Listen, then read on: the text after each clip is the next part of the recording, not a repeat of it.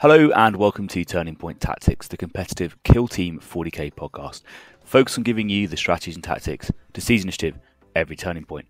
I'm your host Ryan, and I'm joined by the Liam Hemsworth to my Henry Cavill, Connor. How are you doing this evening, Connor? I'm good, thanks, Ryan. Thanks for having me. We had a match recently, didn't we? And we were reflecting on it. It went your way, somewhat unsurprisingly. But we were reflecting on why it went your way. And one of the things that came up is that we think I chose the wrong equipment at the start, right at the beginning, and that impacted my entire game from start to finish. Should we discuss equipment today and the importance of choosing the right kit? I think so, and just to avoid any ambiguity, also the fact that I'm a significantly better player probably helped as well. But but maybe it was the equipment. So I think there's definitely some lessons. And the dice. And the dice. It's always a dice. It's the dice's fault. When you're not blaming the dice, then it's going wrong. But I think you're right. There was, on reflection, we talked about in that previous episode, we talked about where your kill team is strong or weak and being an offense or defense and that sort of stuff, and how we can use potentially equipment to mitigate against that. So I think focusing now on that key step of the match play mission sequence of, right, what am I actually bringing that's going to change up my game plan for this team is really important, because it can play quite a lot of effect into how the game's run. And what I would say is, like, there's a reason why it comes in when it does. So equipment is specifically selected post TAC Ops. So you roughly know what the game plan is for your game at the point in which you're choosing equipment. So it should really be pairing well with that strategy and making sure that you're going to be successful doing it during the game.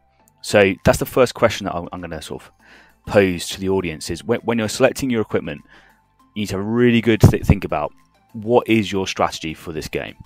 And I think for some teams it can be really obvious, right? So for Pathfinders, it might be really obvious that you want to apply lots of marker lights, and therefore the most obvious equipment selection will be a high intensity marker light, because it's going to double your efficiency when doing it.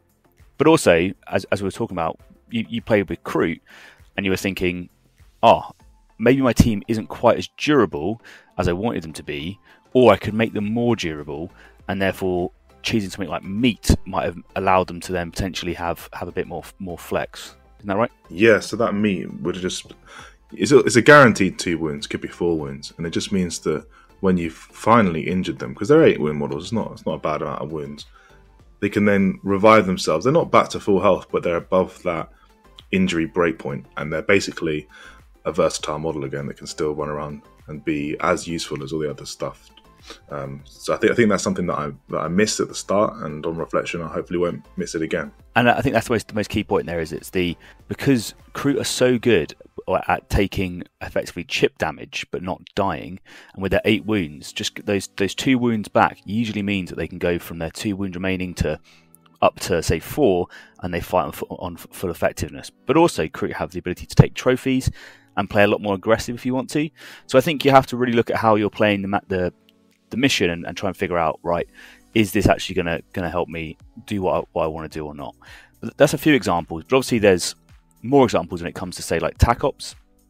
So you'll know in the mission itself, if the primary mission is a mission action based primary, so secure or loot or something like that, or if your secondaries are a action, or if they are potentially like a pickup action. So Hunter Clade are an example where you could take Recon and pair it with the ability to have a piece of equipment that gives you a free pickup action, and if you're playing on loot, you could have a free mission action as well. And that can suddenly really increase the efficiency of your team as you have these models going around and doing these free actions and getting you the VP that you need.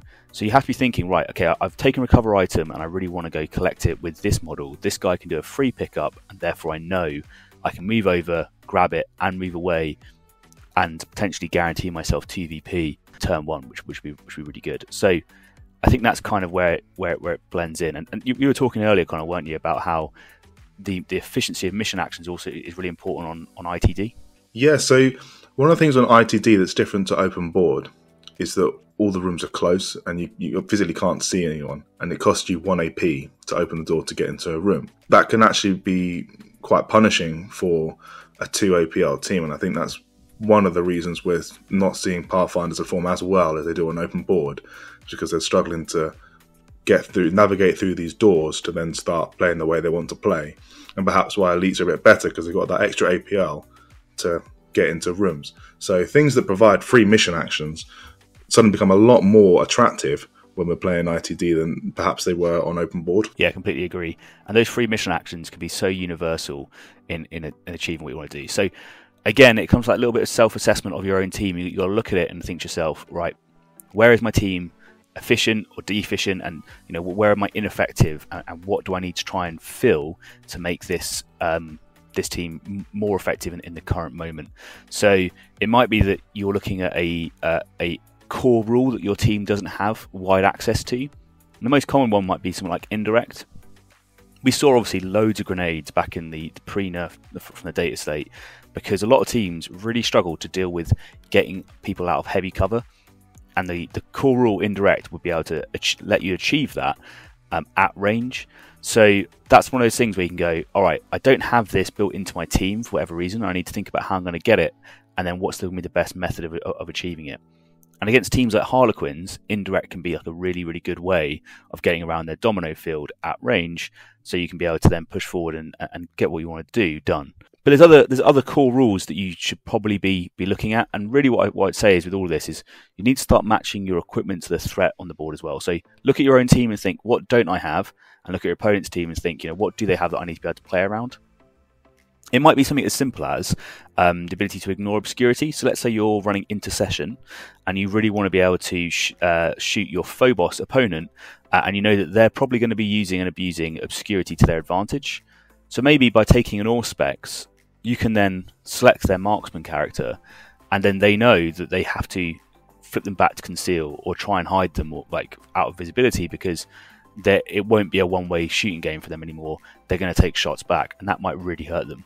And there's other core rules as well, such as no cover, which sadly no longer affects Kroot, but it does affect a lot of other teams as well. And that might be a way that you can then suddenly get the ability to really put the punish teams that have a lot of retains from cover. I'm thinking something like Wormblade with the Cult Agents being able to retain 2 or retain a crit. That's a really strong ability. Or maybe your in-session opponent is using Stealthy or something like that. So looking at those key things will be really useful. And the next point I would say is thinking about Blast and how that works. So if you know your opponent is a Horde team, you're obviously going to need access to Blast. And how you have that and where it's spaced amongst your team is going to be really important. So that's something that you probably want to take, and you don't want it to necessarily all be on a single model unless it's coming free with like a Grenadier. But if it's not, then you probably think, okay, I probably want to spread this out. So maybe give a frag grenade to this guy and a crack grenade to this guy. I've got some indirect over here, I've got some blast over here, and you can mix it up. And don't forget as well how that pairs into the different matches and the different maps that you're playing on. So something like Into the Dark, where blast weapons suddenly get an extra lethal 5, that can be really, really significant for certain teams. And I'm thinking teams like Commandos, with Daka, retain and misses a hit if they roll a crit. Well, with lethal 5, you're much, much more likely to be retaining crits. So that could be a great way to turn a melee-focused team into a shooting-focused team, or have the flexibility to do shooting really efficiently and catch people out. So that's taking a deficiency of a team, which might be that shooting element, and make it efficient via some equipment selections. Would you describe yourself, talking about equipment here, as an advocate for experimenting at all and just trying new things every now and again, just to see how they work, see if there's any new synergies? Because some things, we've certainly played some games ourselves where I've gone into it, just we're used to our usual meta matchups, and I want to shake things up, and I wasn't necessarily thinking about, I've got a good idea here, I just want to try something different. And then actually we both look at it and go, that experiment that you tried there's something to it. You didn't quite play it right, it was slightly off, but maybe we can think about that and try that in this different way, and then suddenly new ideas have stemmed off of that. Are you an advocate for experimenting at all? Yeah, absolutely. I think we found out quite a few things from doing that. I'd probably recommend to people not to experiment during tournaments. That's where you want to bring your A game, because it might be that you make an assessment and you're wrong. And quite a few times I've thought to myself, I think this might work, and then you go and do it in real, and you go, oh no, it hasn't worked out the way I thought it was going to work out. But an interesting example of something that I've experimented with recently, which I hadn't really thought about much before, but is the ability to ignore APL modifiers on certain characters. So you might have a character, say, let's take Illicidian Star Striders, for example, but it also applies to things like Kazakin. You could potentially give your medic the ability to ignore APL modifiers. And then when they res someone, or revive them nearby, they would normally take -1 APL, but now they ignore that modifier. So they res, and they're still able to move around and do everything that they would do normally, and they're completely unaffected by it. So that's an interesting thing that I've started playing with. Of, okay, I played a game where I didn't have that ability, and I was placing it on my gunner, but I found that actually I could usually just leave my gunner where they are. And now that you can res people multiple times, you can move them out at the end of turn 1, they die, they take -1 APL, your medic does not. You then lose initiative next turn, they shoot them again, they die, you revive them again, your medic still is on 2 APL, and your gunner can just shoot using only a single APL, shoot, you don't care if they die or not, they've done their 2 shoot actions, and your medic's still free to move around and play the objective. And that's something that I sort of thought about as an idea the other day. I was like, oh, that's an interesting experiment, and actually it works kind of well. So Kazakin can do the same thing with their stims, although it's only once per game, so it's not quite as strong. But sort of looking at those sorts of strategies and figuring out how you're going to use it from there. Another example is things like on Blooded, I like to run my Grenadier with his Diabolic Bomb pretty aggressively into enemy opponents. So giving him the ability to ignore splash damage might become really important, because if I'm targeting a guy that's 4 inches away, but there's a guy that's within 2 inches of me, I don't want to get hit by my own splash. So being able to ignore that splash that comes off of the next guy that gets hit by the bomb can be really useful, and keep that model going, or keep them as a threat that needs to be dealt with by your opponent going forward. So it's a part of the game which I think people have a default pick normally, but don't be afraid to experiment a little bit during your standard matchups, and just try and see if there's something there that you're not used to doing, to maybe find a little bit more that's out there. But obviously, broad brush, the points that I think you should be looking at is those core rules that your team maybe doesn't have that you can get access to with equipment. And then if you can't do that, start looking at where your team is deficient. So it might be, let's say, reliability is where your team is not very efficient. So maybe start selecting things that are going to give you ceaseless on your weapons, or they're going to start giving you relentless, or whatever it is, like whatever sort of ability it's going to give. So an example that I'll give on that, I think Warp Coven aren't particularly killy with their bolters normally, if you take the Rubric Marines. But if you give the Rubric Marines ceaseless with their equipment, and then you can give them the reroll any one type of dice face with their slow and purposeful, you effectively have relentless bolt guns. And that's suddenly that they've gone from being not very killy to actually being quite effective. And I think that's a really good way of looking at a niche that you don't have and trying to backfill it. And my final 2 points will be damage break points and survivability. So there's quite a few there's quite a few equipment pieces that are out there that are going to start changing the damage break points of your weapon. Now, the example might be Malefic rounds it on the Legionaries, and the Sanctified Bolts for Intercession takes your weapon from a 3-4 up to a 4-5. That can be absolutely massive when you're looking at the enemies you're playing against. So if you're playing against 7-wound, 8-wound teams, being able to kill those guys in 2 hits just massively increases the efficiency of your shooting. So looking at something like that and going, actually, that's a really good investment. And then a crack grenade also has 4-5 damage, so that's going to be a really good investment against those sorts of teams. And it's giving me the indirect ability, etc., etc. That can help you figure it out and make good assessments there. So Star Striders are probably the team with the most flex in equipment that you can have. They can increase their durability, they can increase their offense, they can reduce their immunity to stun or APL modification, etc., etc. So to have a play with those and really look at what you can do with them. Because it might be that you think, this particular game I need to be more survivable, this particular game I need to be more offensive, etc., etc., and then try and make it work from there. Do you ever look at your 10 EP as a budget? And what I mean by that is, like, there's all these extra assets you can give you, and they're all positives, and it's easy to look at them as pluses, benefits that you're buying for your team. But you ever look at it as also what it's costing you? So what I mean by that is, let's look at the Kroot example again. I can buy a 1 AP limited round that will turn a Kroot rifle into 1 AP for 1 turn, and it's 2 EP. So what that's a benefit, as a plus. But what it's also costing me is 2 meats, and I have that in the back of my head when I'm making that decision and trying to balance off and see if there's a trade-off there. Do you apply something similar when you're choosing your equipment? Yeah, I guess it's difficult to know what the relative value of things are, right? So when you're trying to look at it and think to yourself, is this worth this or is it not worth this? That takes a certain amount of game knowledge to figure out. But you're right, and I think the way I kind of look at it is, if you can get something that's going to have multiple uses, that's always going to be inherently better, right? So if you can get something that gives you a single free mission action once per game, that's inherently not as good as something that's going to do that every turning point. Or maybe it is going to be as good as that because your plan for that model is that they're only ever going to use it once, and then tying it back to our strategy at the start. Maybe you're playing on Into the Dark and you're thinking to yourself, right, I really need to be able to open this door turn 1, or I want to be able to open this door and then shoot and move, or whatever it is, right? So you need that extra mission action, or you need that extra APL in that specific area. Well, then maybe that's worth it. Or if your plan is, I want this guy to be able to continually tap an objective turn after turn after turn, well, then maybe you want to look at a different piece of equipment to be able to do that.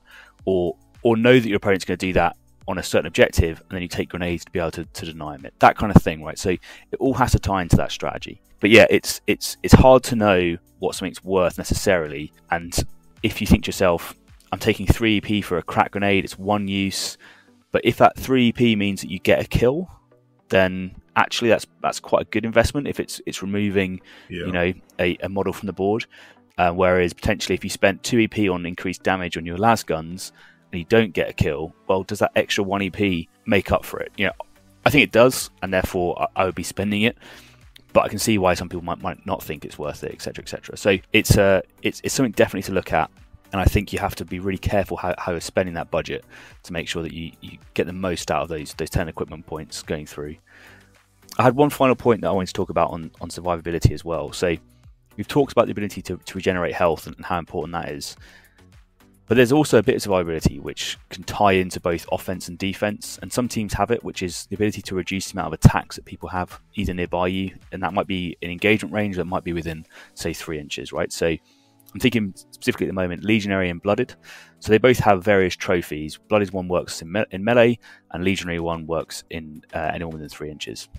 Now, the reason why it can be really strong is, yes, it can stop people from being able to shoot you effectively or charge and fight you and do as much damage as they want to do, but also it can completely change your ability to do offense and how much damage you're likely to take when you go and then kill people subsequently.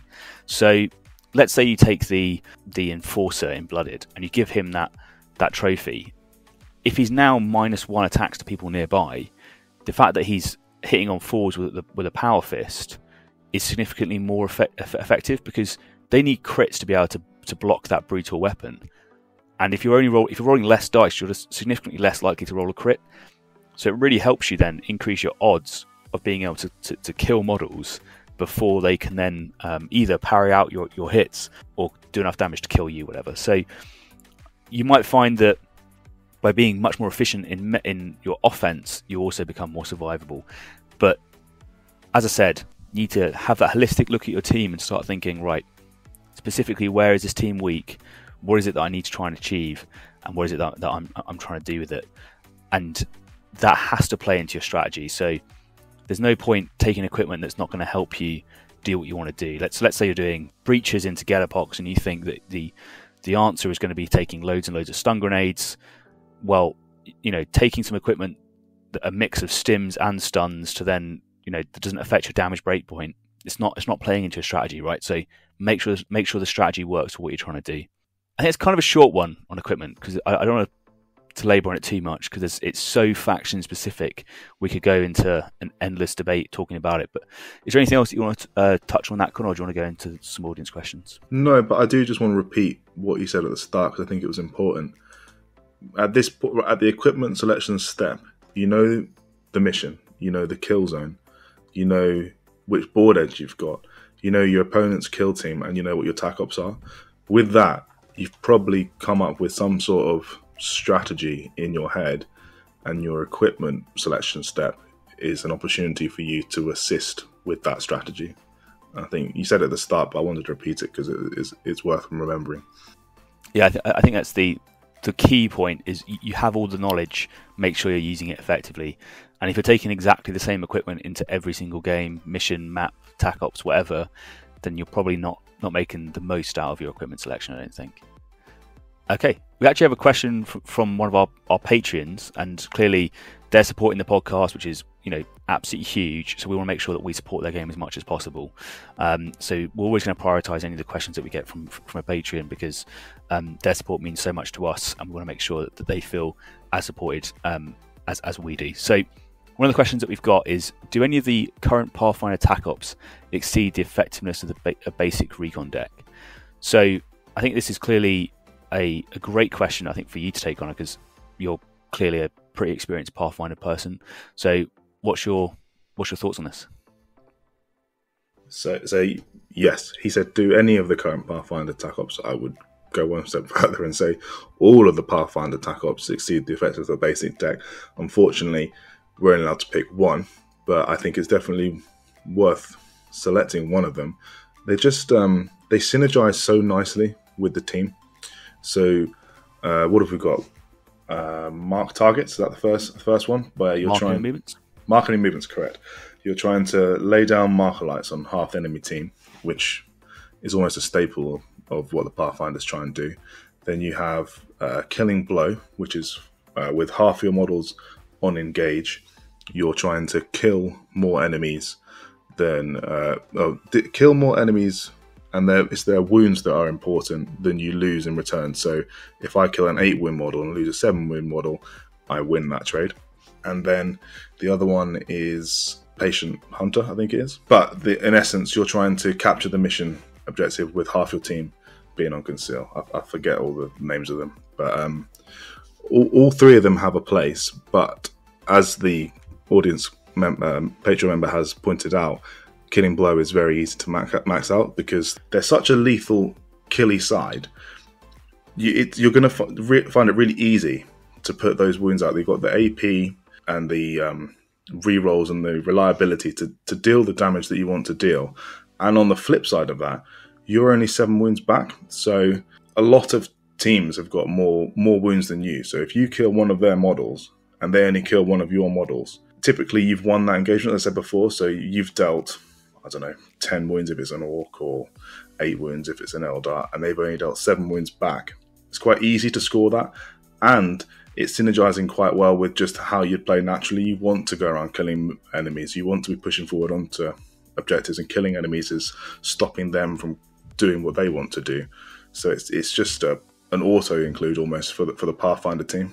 What would you say, Ron? Yeah, I completely agree. So the short answer to the question is yes, they do beat some of the tac ops that are in the basic recon deck. I completely agree with you when it comes to Killing Blow. That's going to be my default option for a lot of fights, because we talk about action efficiency during the tac op episode, right? And there is nothing that is more action efficient than applying marker lights and shooting an enemy guy, killing it, scoring a tac op, and denying them points at the same time. Like, you want to be killing enemy models, and you want to be doing it as efficiently, as effectively as possible, and Pathfinders do that really well. So you hit the nail on the head there when he talks about damage breakpoints. A lot of enemy models are 8 wounds or greater, and therefore the fact that you're a 7 wound dude often means that you can trade really efficiently for Killing Blow. But there is some deviation from that as well, I'd say. So again, going back to equipment selection and thinking about how you're going to build your strategy, mark enemy movements pairs really well with a lot of high intensity marker lights. So you can immediately start doubling your effectiveness when you're using that. So for instance, if you're playing against a team like Void Dancers, you know that you're not going to get many shots off turn 1, right? That's pretty accepted. That if they're smart, they're using a combination of Conceal and Domino Field to guarantee that you're not going to be able to shoot them. But it's very, very hard for a Void Dancer player to be on the objectives and out of visibility as well at the same time. So you're probably going to be able to apply at least marker lights to 4 of their models. Now that's fantastic, because that then means you're scoring both your primary and your tac ops, and when they subsequently decide they want to become aggressive, they already have marker lights applied. So something like a high intensity marker light, you can apply 5 of them in a turn with your equipment, and you know that next turn, if those models are still on the board, you've already achieved it. So a single action is going to get you potentially 2VP, which is really cool. I'm gonna rock the boat with that one, and I'm going to argue that Pathfinders are so killy I've had games where I've struggled to max out marking movements, and I've only ever got one VP, and it's because on turn 1 I've designated the enemy, and then on turn 2 I've killed so efficiently because the marker lights synergize so well. We talked before about how they give you extra rerolls, they can improve the ballistic skill of the model, and you can almost get double rerolls if you do bonded correctly. The models that have got marker lights on have been killed, and you need to have at least half of the enemy lit up to a minimum of 3 as well. So even versus elite teams, I've been far too efficient with my killing, and I haven't got enough models painted. And towards the end of the game, I've gotten myself into a position where I'm like, I don't want to kill any more models because I want to try and paint you first and then kill you. It's an awkward scenario to be in. But we can only pick one of these objectives, don't forget. If I'd taken kill and blow, the lethality is not an issue. In fact, that lethality is playing straight into how I want to play Pathfinders anyway. Yeah, absolutely. And it's one of those lessons that I've learned the hard way, is playing against very aggressive players. Because when I play elites, or when I play my personal elite style, I'm usually quite reserved. I'm quite a slow, methodical player, and therefore marking movements pairs really well into me.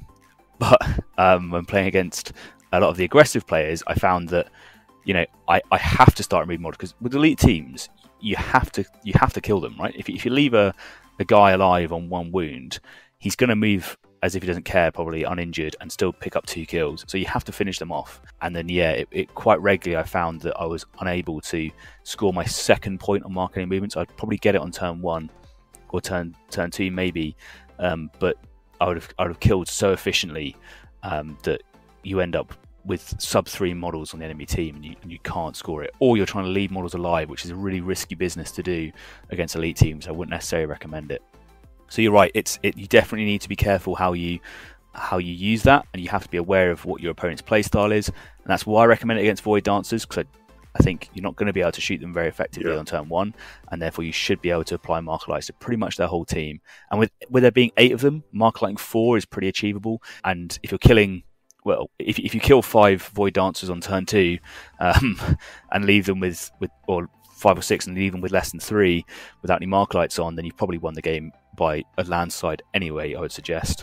So I would expect to see that they have at least 3 models left, probably like the Death Reaper guy and the Psyker at the back, and maybe their leader or something. But so you should have targets for it. But finally, we have obviously Patient Hunter, which you talked about, where you have to score more on the mission primary than your opponent, whilst having greater than half your team on Conceal. Now, again, initially this would seem pretty good, but I'd argue it's probably the most situational of all 3 of them. And the reason I'd say that is because having half your team on Conceal can be really tough to work around, particularly if you're trying to explosively remove models turn 2 and turn 3. So we talked about during our TAC Ops selection with Recon, is you want to take ground towards the end on turn 3 and turn 4, so you can get things like surge forwards or courier if you've taken that, or recover item, whatever it is. And your ability to score those is really based on removing enough models effectively during turn 1 and turn 2. So you want to have models on engage turn 2. So then the question then comes is, can you remove enough models on turn 2 and turn 3 to have enough of your guys go back to Conceal turn 4 and still win on primary? So the time I'd say this is good is if you know that you can score 4 VP turn 1 and deny your opponent some VP. So if you look at the board layout and go, there's no way that my opponent can get to enough of these objectives, or if they do, I'm going to go throw a gun drain on one of them and kill that model, and therefore secure 4 rather than just 3, and then you force them to be down on points turn 1. Maybe it's worthwhile, because you can then probably pick up the second point on turn 4. But if you can't get it on turn 1, I don't think you're getting it on turn 2, almost certainly not turn 2, and you're highly unlikely to get it on turn 3, so you're probably only looking at 1 VP. So I think to round off and answer the question, default answer is probably going to be Killing Blow. I think it's the most efficient out of all of them, and it's what you want to be doing anyway. And I'd probably sub it out for one of the weaker TAC Ops that we have on our TAC Op list. You can see that on one of our previous episodes. And then after that, I'd be looking at marketing movements and finally Patient Hunter. But there were games in the past where I'd almost stack all 3 because they're so good. I'd take Killing Blow, marketing movements, and like Plant Signal Beacon or something, because they're just so effective and so efficient going forwards. So hopefully that's answered your question, dude. And if not, then come back to us and we can always get some more on it. Another quick thing I just wanted to add, I was just thinking about it then. The great thing about Killing Blow is that the only way for your opponent to really counter it and to mitigate your point scoring is if they play super tight and super cagey. And then if they're doing that, they're probably going to struggle to be playing the mission. So you can be picking up points on primaries instead. Where you're losing points on the secondaries, you can be getting the points on the primaries because they're forced into hiding at the back, and you're accumulating marker lights, so you're denying their light cover, denying their obscurity, and you just ruin up their game plan a little bit. Absolutely. And again, it's that you have 3 turns to score it, right? Turn 1, they're not going to have half your team on engage, or I'd recommend that you don't have half your team on engage unless you're playing against like Gellerpox maybe. You can probably get away with it then. But against everyone else, maybe don't do that. But you're going to probably get it on turn 2, turn 3, and if not, even turn 4. You might find that you get the initiative and you get to put a dunk on their final model, and that's going to score it to you, even if you only kill 1. So yeah, that can be a good way of scoring it. Nice. All right, I think we'll go into our tactical tip then, Connor, if you're ready. Do you have one for this week? I do actually, yeah. So I was thinking, tactical tip of the day: deny your opponent their cover and don't let them deny you yours. So what I mean by that is that cover is such a crucial core element of the game, and it makes your models so much more survivable. You only have to look at that kill team calculator to see the impact that having a bit of cover provides you, and even if it's just from being on conceal, so that you physically can't even be a target. But there's ways you can get around that and deny enemy that. The obvious one, we discussed it earlier in the episode, is the indirect rule. So using things like grenades, also vantage point to some extent, to stop your opponent utilizing that cover. But even actually you can get aggressive with it, which you'll be surprised to learn that I like getting aggressive. And you can get within 2 inches of the enemy model, and that also counts as denying cover. So if someone's within 8 inches of you, you can make a beeline for them, rush 6 inches with your melter gun, and they're going to get no chance to hide from you with your melter gun. So don't be afraid to be aggressive. But on the flip side of that, your opponent can do that to you too. And don't forget that.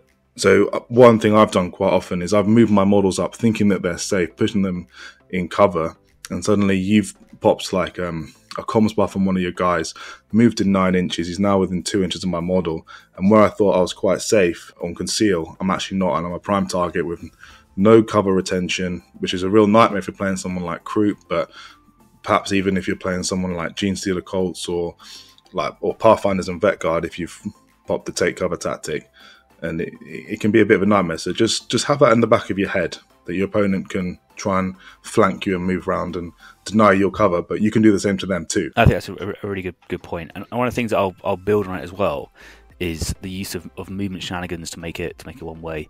In our next episode, we're going to talk about barricade placement and some of the pro tips that you can use on that, and I'll put some pictures up in the Patreon for the guys to see a bit of a visual representation of what I mean. But yeah, there's ways that you can place models to be able to make it significantly easier for you to get up the board and get to where you want to be, whilst also denying your opponent's ability to get closer to you. And the next thing I'd say from that as well is if you have the ability to, let's say, have +1 movement, or if you have the ability to ignore transverse or reduce your climb, whatever it is, you can very quickly make these scenarios that you talk about here, getting within 2 inches, a one-way thing. So if your opponent is sat behind a barricade, they're paying a transverse penalty, and their 8-inch threat range that you would expect normally suddenly goes down to a 6-inch threat range. If you ignore transverse, you can set your guy up 8 inches away, or 7.999, whatever, and suddenly you can move over to them and shoot them, but they can't move over to you and shoot you. And that can be a really good way to make it, as we say, one way. So in the same way that we talk about non-reciprocal shooting, and Glass Half Dead's done a great video on that recently, so I highly recommend you check that one out. You can make it a one-way thing, and that's really useful for competitive play. Cool. I think that's probably going to bring us to the end, Colin, unless there's anything else, any final points you want to add in? Nope. Nothing for me. Okay, so that brings us to the end of this episode. Hopefully you found something new or useful while listening. If you did, throwing us a like would be greatly appreciated. If you want to make sure you don't miss any episodes, make sure to subscribe so you get notifications when the next one drops. And if you can't wait and you do want early access, we do have a Patreon where you can get exclusive access to all our content ahead of time. And as always, we'd love to hear your thoughts and feedback. So drop a comment and we'll get right to you. Thank you so much for listening. I'm your host, Ryan. This has been Turning Point Tactics, and we'll see you next week. See you next week.